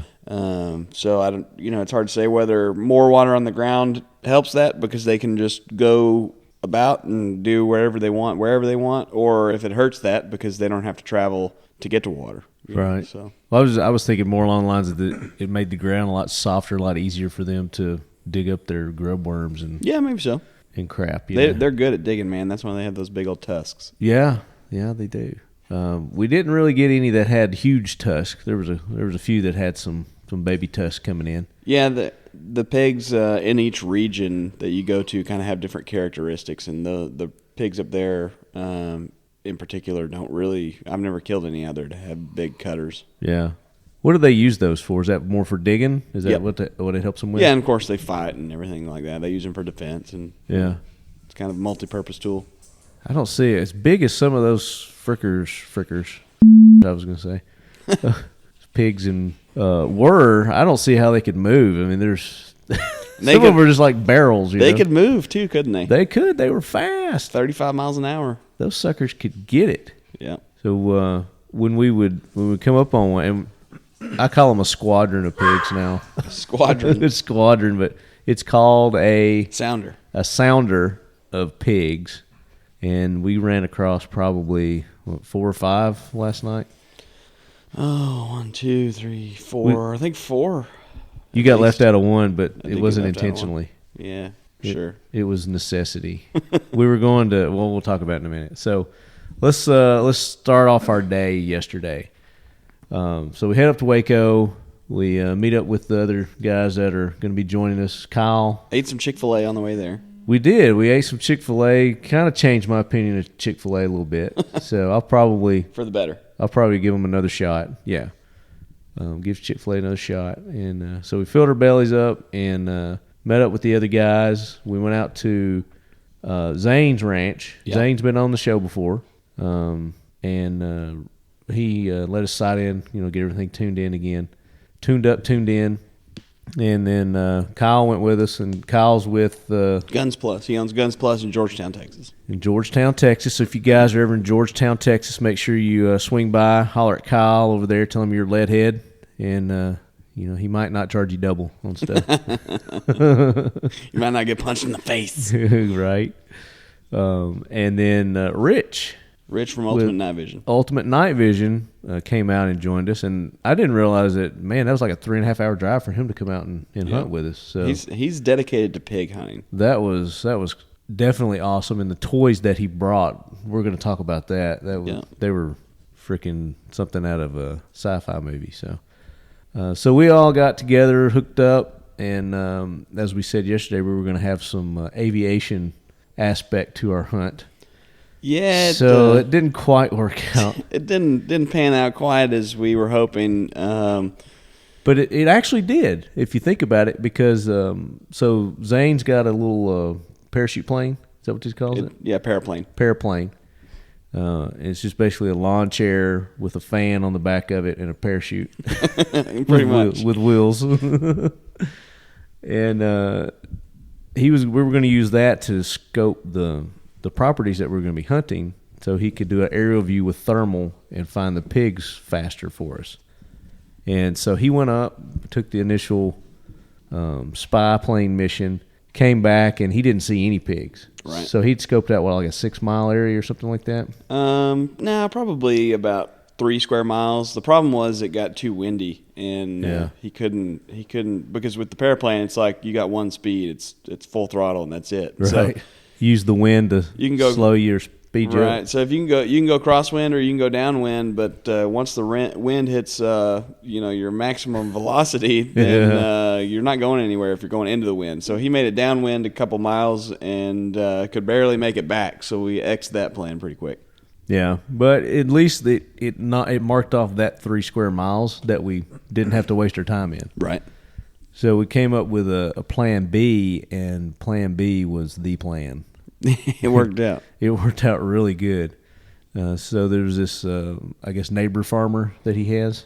Yeah, it's one of the property owners. He just owns a ton of ranch land around there. It's something like 25,000 acres that he owns. Yeah, thousands and thousands and thousands of acres. And but the one we got to hunt on was just his personal. Right. We actually his backyard. It was kind of weird because usually whenever we hunt all night, we need several thousand acres to hunt, but we ended up just hunting 700 acres all night. It was that good. It was jam packed with coyotes and pigs and coons. There were some coons. There were a lot of coons. A lot of coons out there too. So that was our plan B. We went to this gentleman's ranch, and real nice guy. I appreciate him letting us hunt out there because it was my understanding that he doesn't normally let people do that. Nobody's ever been hunting out there. Yeah, is that what it is? Yeah, so maybe that's why it was first time. Maybe that's why it was so packed. They felt safe there. Yeah, nobody ever shoots at them. Right. So we start off. Everybody gets, and we decide not to do the call. Yeah. So we don't take the Beastmaster truck. Well, we heard some coyotes earlier in the night, and we made one stand, didn't work out. But then we heard what was distinctly identifiable as coyote breeding. Yeah. And it pretty much whenever you hear that, it's kind of like time to quit trying to call coyotes. Yeah. We didn't call anything, did we? No, we did over at Zane's before Rich got there. Oh yeah, at Zane's. Yeah, you did the call at Zane's. But while we were at this guy's ranch, we didn't do any. So we took Rich's truck. Right. So let's talk about Rich's truck. So he's got like a Tacoma. Yeah, we didn't take the Beastmaster out because there's a lot of big oak trees there, some overhanging limbs that could have caused some issues, and the pasture was pretty muddy, and the Beastmaster was really heavy. So we didn't want to tear up the roads. Obviously, you don't want to go out and hunt other people's property and tear it up. Yeah.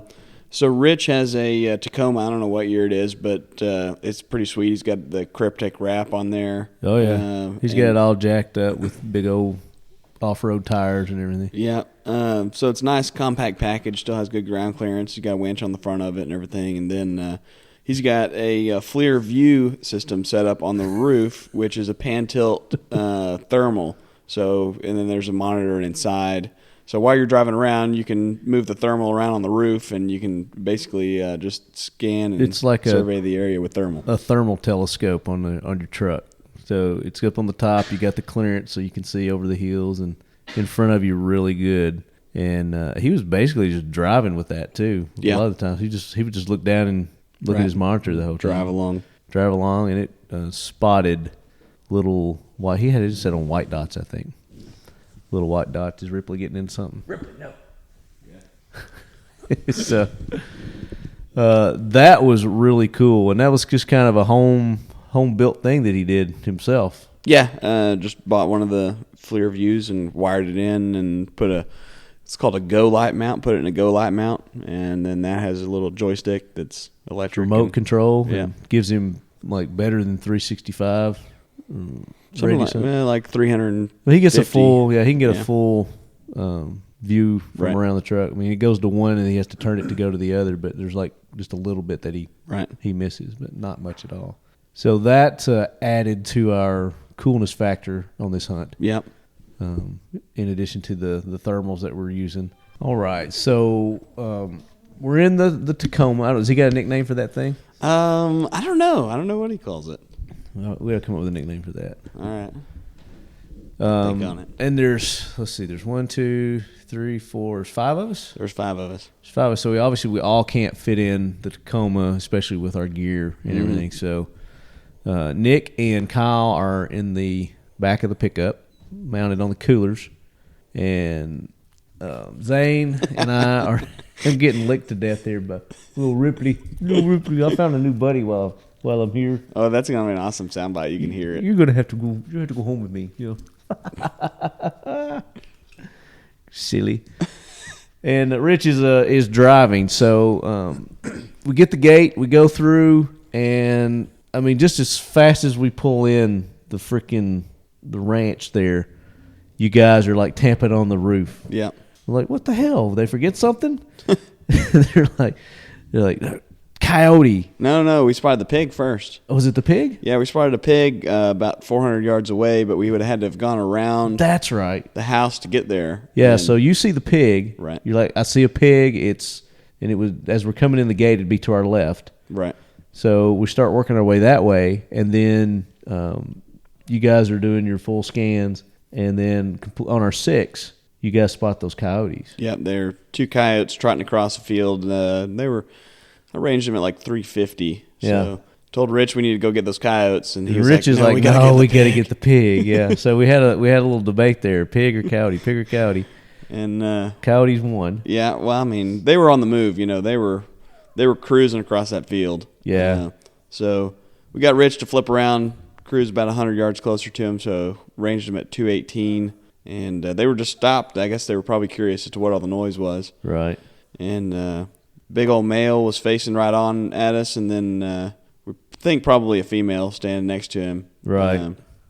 But Kyle and I had a pretty good look at him and got a good countdown going, and I don't think there could have been a more square shot on the chest of that coyote. Oh, you dropped him. It was boom, just like that. And then Kyle, So we're in the cab. We don't get out. right, Because it just happened so quick. right, yeah, It's and they like- were, they were gonna leave. Yeah. So you're like back up. So you get within that range, and then we stop. He turns the thermal around, so we're watching from the cab of the truck, and you guys do your countdown. Bam, the male drops. And Yeah. you nailed him. The female takes off. Yeah. I mean, she's shitting and getting. She gone. She's gone. I don't know if he got a hit on her or not. It didn't sound like it. Yeah. So the female got away, but the male was there. So we went over to do the recovery of the male. Yeah. And that's why we think it's a male-female, because of the markings that you found on the Right. male. Yeah, he had like whenever it's breeding season, they do weird stuff. Like they'll like pin each other down and nibble on their fur and stuff like that. So he had a whole bunch of like nibble marks all over his fur. He had a bunch of bedhead going on. Yeah, basically. Kind of like your head looks like right now. Kind of pulled out, kind of like a bunch of hair pulled out, basically. So not mangy or anything. He was a healthy dog. He was. Yeah. In fact, He's good size. that's the second heaviest coyote I've ever killed. I mean, Really? He was big. He was 50 pounds, and that's big for a coyote. Yeah. He's He's a big boy. I could barely pick him up with one hand. He'd been eating good, definitely. So we get him, throw him in the back of the truck, and it's resume our pig hunting. Resume. Continue. Continue our hunt for the pig. And so he's navigating around. Zane knows the property pretty good, so he's helping Rich with getting and navigating over. And we're taking an angle, this weird angle, because we have to go around the house. Right. Obviously. He's got a big old house. And You hear Gilly crying in the background. hey, buddy. Hey, Gilligan. You want to be on? You want to say hey to the Leadheads? Oh, he's gonna run away. Say hi, Leadheads. Got dogs everywhere. I got dogs on my shoulder. I got dogs on my feet. Gilly just got her bone. Hang on. Did she really? Ripley, you suck. You gotta Guard your bone. get your bone. He said, "Oh, He's like, come on, man. oh man." I don't ever get a bone. Poor Gilligan. You come over here by me, buddy. You come over here by me. All right. So we get to the area where we think you saw the pig, Yep. and we start scanning, and then it's like, are those cows over there? You're like, no, those are pigs. Big pigs. Lots of big pigs. There was probably 50. I mean, I don't know. It was hard to tell, but I mean, there was at least 50. There might have been more. Yeah.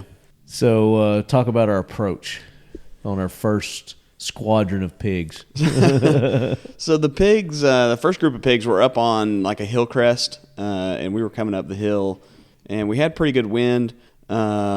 So the idea was to get as close as we possibly could, obviously, without spooking them. And the problem is, if we would have gone the direction that we needed to cut off their escape route, then we would have put them downwind of us, and they would have winded us and got spooked. So we started getting up behind them a little bit. We got within, I think it was 88 yards is what I ranged it at. And they started getting pretty jumpy just from probably the sound of us walking through the brush. And, they can see a little bit of light from our eyepieces and stuff. And they one half of the group kind of took off, and I'm distracted by these dogs attacking you. One half of the group kind of took off, and we decided it was time to go ahead and start shooting. So, yeah, we didn't really get to come up with a good game plan as to Right. who was going to shoot where, and there was a big pig. There was a pig easily I never 500-600 him. pounds. I never saw him because I was And, looking at the ones all to the left. Yeah. Because I was on the left. I was focusing on those. Because we didn't get to talk about who was going to shoot what specific pig, I assumed everybody was going to focus on this giant pig because everybody always wants to shoot the big pigs. Yeah. And so I just kind of picked another one. I was like, well, if everybody's going to shoot that one, we needed to maximize our efficiency here. Right. And so I shot a different pig, and nobody ended up shooting the big pig, which was it killed me because that was a giant pig. It was. He stood What everybody says, I didn't see it, but what everybody says, it was ginormous. From his belly to the ground was 2 feet. I mean, he Wow. looked like a cow walking around. I wish I'd have seen that. Yeah. So we were in a single file line, and I was at the far left, and then it was Nick, and then was it Kyle? I'm not sure. I don't know And who was then on my right. I think Zane and Rich. Yeah. Maybe in how that worked. But so I'm focusing on not the far left pig, but there's two that are clustered together on in to the right. So I'm focusing on those two. And you do the countdown, boom, boom, and then everybody, I think somebody hit the remote, maybe. Ripley turned the TV on. The TV just mysteriously came on. So I got 2 shots off before it.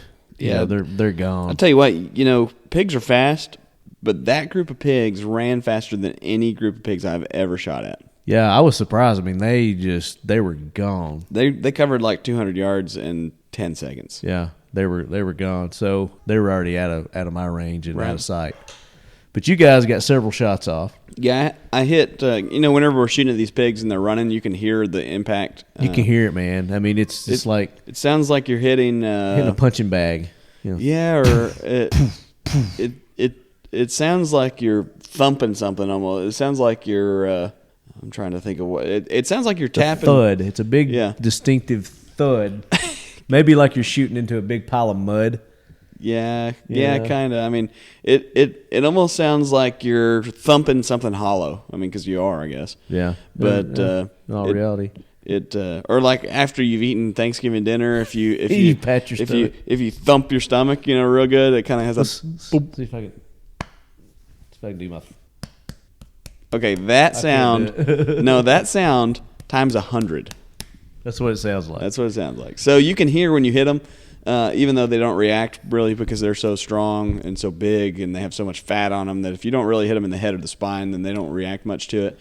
They just keep running, and you guys were getting multiple hits on them, and they were just going. Some of them would fall down, they'd pop back up, and just keep on going. So out of that group, I heard 4 or 5 that I hit that sounded like pretty solid hits. Yeah, and then dog licking the mic. After all the smoke cleared, we go up, and there's one pig. one pig dead. Multiple hit. I mean, there's no doubt people were hitting the pigs. And now, however, caveat, when we circle back around about 6 hours later, there was another dead pig that we found. Yeah. Did we find 2? In the same spot. I think we found 2 that were part of that. Yeah. I mean, they had wandered off and died. One of them was still. We'll talk about that when we come up on him. So our first clutch, or what is it called? A squadron? Sounder. Clutch. Sounder of pigs. We come away with one. A little lackluster, but everybody's jazzed up. And I was pissed. No, you're a little pissed, but I mean, that's part of being jazzed up. Well, I wasn't necessarily pissed that we only had one pig that we found that we recovered, but I was pissed that nobody shot at the big pig. Right. Because if I'd have known nobody's going to shoot at him, I'd just killed him. And we never saw him the rest of the night. So he's there. So you can always go back and get his big butt. So you know where he's at. So we recover him, and then we're like, all right, what next? So we go around, we just start scanning. Mm-hmm. And it wasn't too much longer after that. 20 minutes maybe? Yeah, 20 minutes maybe. We come across the second one, second sounder, and it's as big or bigger than the last one. I mean, there's... Yeah, no, I don't think it was. A little bit smaller? Dude, that first group of pigs, was so big you couldn't hardly tell them apart from each other. It looked like a herd of cattle. So we were coming up. They were more uphill from us. The first one? Yeah. And then the second one, they were down at the bottom. They were down in the bottom. So we had a different angle that we were shooting. So the second one, everybody's a little calmer. We're like, all right, kind of knew what we screwed up on. Marty, on the first one. I don't know if you know this, but everybody was pretty calm. You might have been a little. I don't know. On that first one, everybody was kind of hurrying, you know. Well, yeah, because they're moving. You know, you got to hurry. Well, they weren't moving until we got everybody in place, and then they started going. Yeah, no. This time we were actually to get in place a little bit better and talk and communicate before they actually started doing anything. Yeah, and we had the wind again. We had good wind. Yeah, so we were able to come around back of them and get good positions and then let them have it. Yeah, open them up. And this one fared better. Dog attack. How many did we get on this one? That actually dropped. I think we had 8 on the ground. Was there 8? Yeah. From that one? Yeah.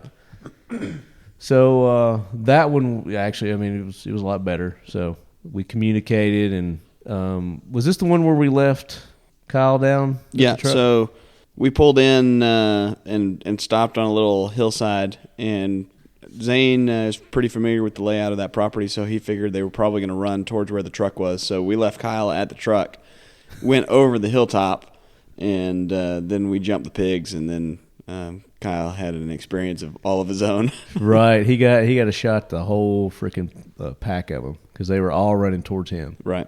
But he decides just to focus on one pig and shoot him like 20 times. Yeah, I don't know. So, don't know what was going through his head on that one, but he got one.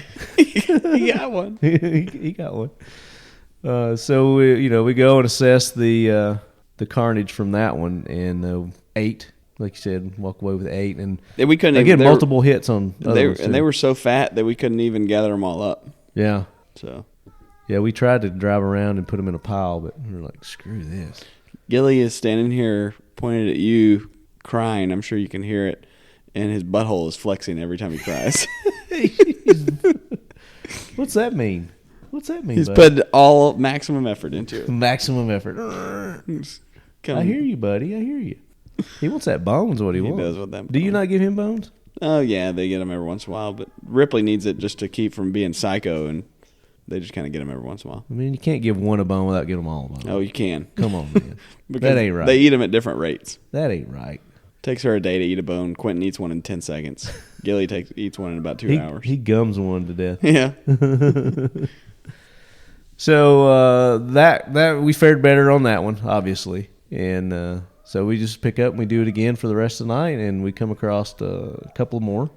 I guess the third one, while you guys were thinking what we're going to do with these pigs, we were piling pigs up while y'all went to go get another pig, and instead started chasing other pigs. Right. So Dick. It was Kyle and Rich and me were going to look for some that we thought were hit further down, and as we were approaching those, we saw another sounder of pigs across a fence, and we were like, same property, just across the same property, but I mean it was like, I don't know, 1,000 yards or more away from where we were, and so we made a command decision not to go back and get Nick and Zane.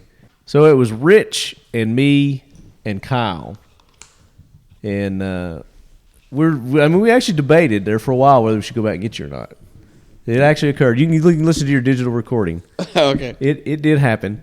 But they're like, no, they're going to be gone. We need to go. So we run up to the fence and line up. So we unload on them. And did you hear us shooting at all? No. You couldn't hear it? You're shooting with suppressors, man. We couldn't hear that. Right. I didn't think so. And we had our backs to you, too, so we're shooting the opposite direction. I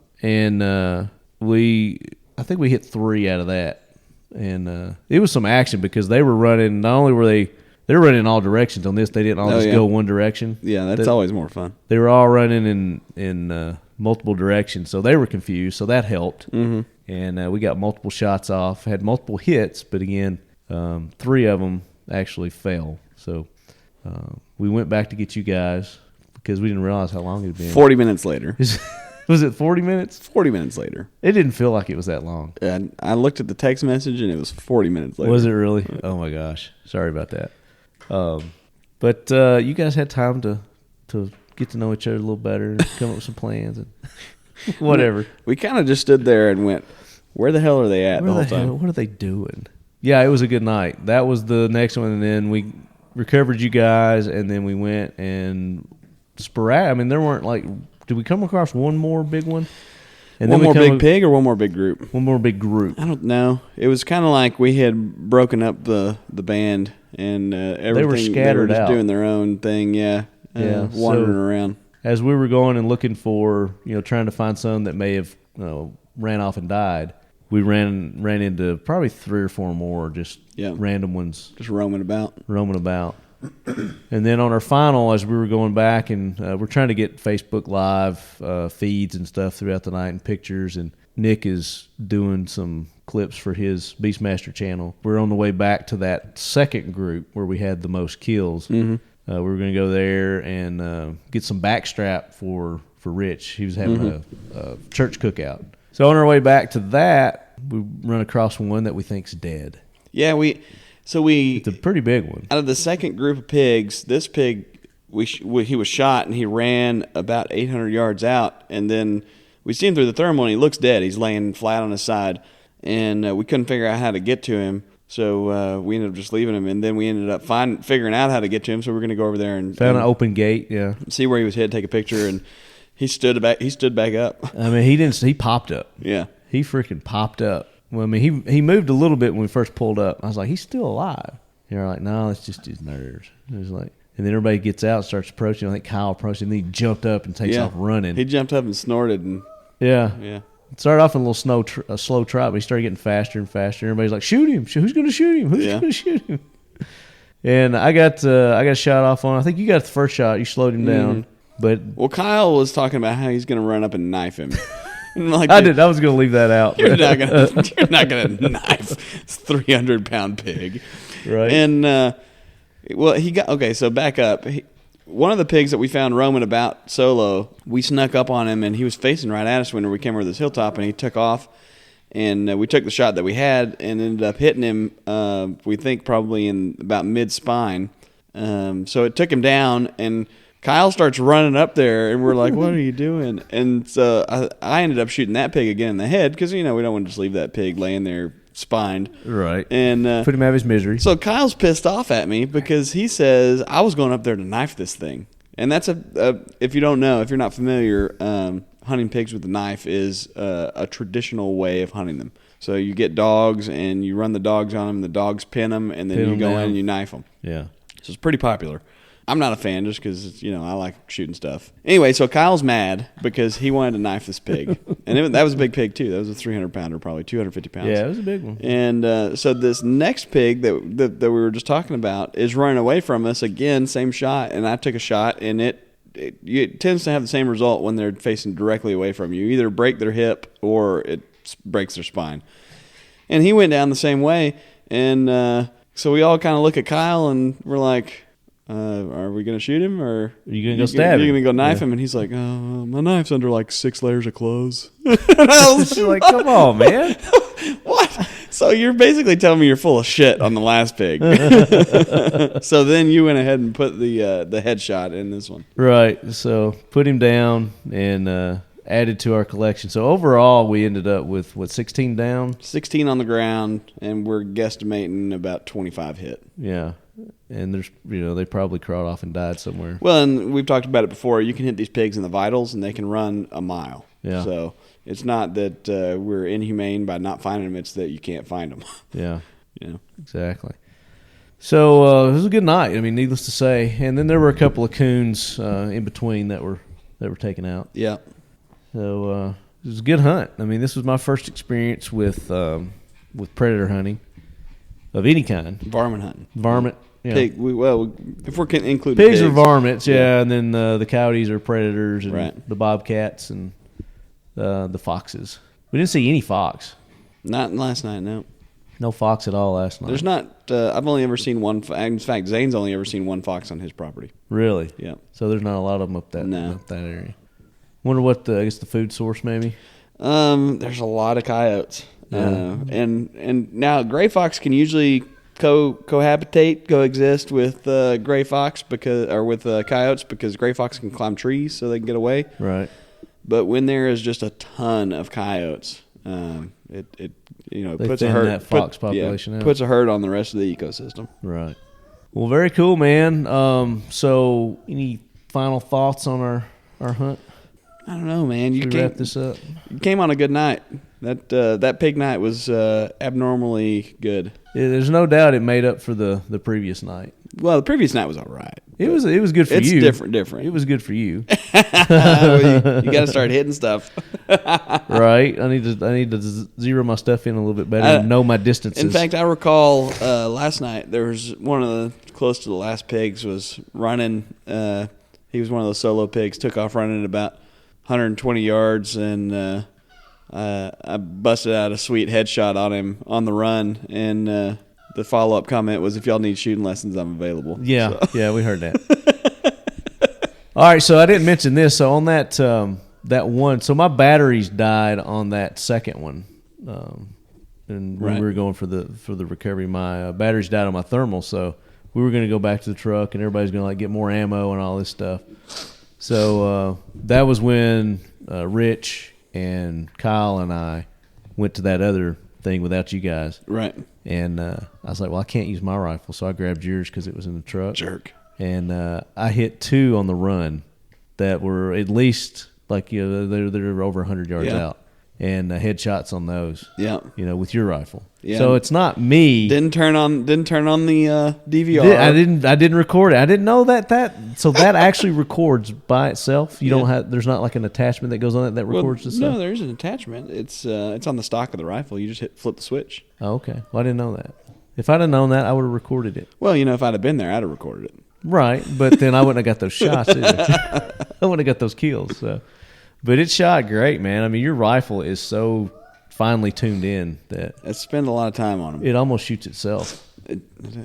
Yeah, that'd be suicide. Rifle suicide. Well, that's that myth that rifles commit murder. Yeah, they're an inanimate object. And yeah, can't, so I don't want to add fuel to that fire.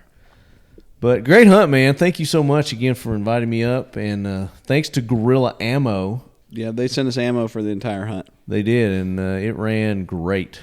Yeah, so we got Kyle at Guns Plus, was on the hunt, and he provided some gunsmithing for us prior to the hunt. Yeah. And then we stopped by Stevens Taxidermy and Hunter Creek Processing to drop off the bobcat. That's where we, if you guys saw our Instagram pictures of the big pig hanging up, the big pig ass. 700-pounder. There's a 700-pounder. Of course, we didn't kill that one. That was there. Somebody else had that there. It was at the processor. Did he say that somebody hunted that, or was that somebody just raised? No, that was a wild pig. That was a wild one. Okay, because I had a couple of comments or questions asking about that. Yeah. So that was actual. She teasing them, tormenting them. Little Ripley. Thanks to all the Talking Lead sponsors: Nordic Components, Cobalt Kinetics, Frontier Tactical, Modern Spartan Systems, X Steel Targets, Glock, and our buddies over at Keltec. And I wanted to try my unique AR handguard during this trip, but it didn't arrive in time. But I got a notification that it arrived, so I'll be having pictures of the custom-made Talking Lead unique AR handguard. It's going to look awesome. Hopefully we'll get one for Beastmaster, too. Yeah. That's going to be a good one, too. But speaking of Beastmaster, make sure you guys go to Beastmaster's YouTube channel. Yep. And they're on Instagram, they're on Facebook. And if you guys ever need any varmint or predator eradication, call me.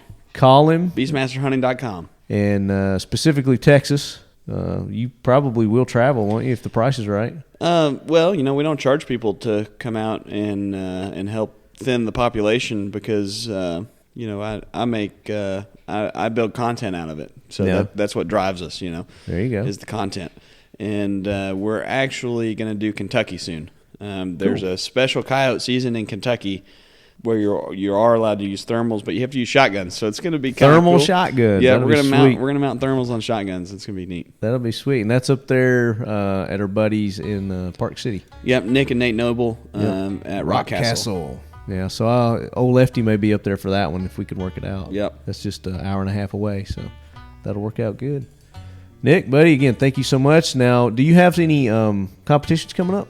It's competition season now. It's starting. Three gun. So the first week in March, I'll be at College Station, Texas, for the Three Gun Nation match, and then the following week I'll be back on my home turf at Copperhead Creek Shooting Club for Starlight.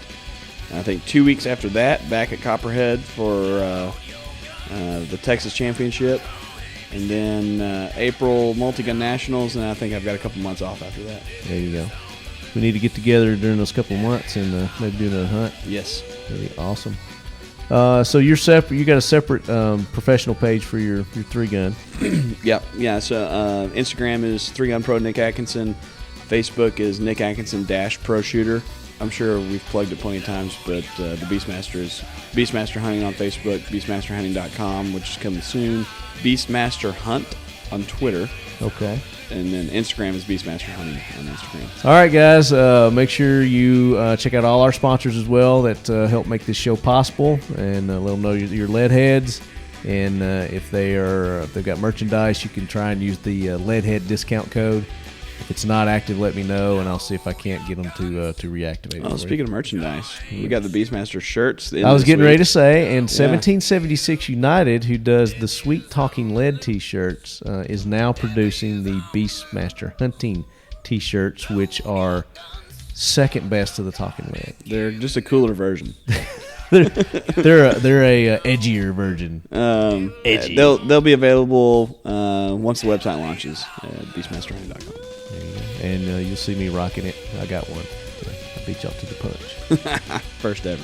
And as always, lead heads, keep your loved ones close. And your Ripley's closer. Ripley's and Q's. Or how about and your pig stickers closer? Your pig stickers. And Kyle. Bring it out of your layered clothes, man. Very good. Cool. We got to incorporate some of these sound effects. That sounded like wind. I did. We could do our own little Sunday morning skit show. Sitting there staring across the prairie. The wind was whipping. The horses were coming. 3 a.m. in the morning. They're out looking for predators. There's a crazy wild bobcat out there that they got to take out. He's been killing Farmer Bob's livestock. God damn it. You can tell the story, and I'll just make the sound effects in the background. God damn it, Bill. God damn it. God damn it, Bobby. All right. You ready? I'm ready. As always, lead heads, keep your loved ones close. Man, I don't remember what I'm supposed to say. You're supposed to say something along the lines. Your guns closer or something and keep your firearms closer, but you're going to put some kind of little cool. Yeah, hang on. I got to come up with it. Little something twist. All right, do it again. And as always, lead heads. I didn't say that good.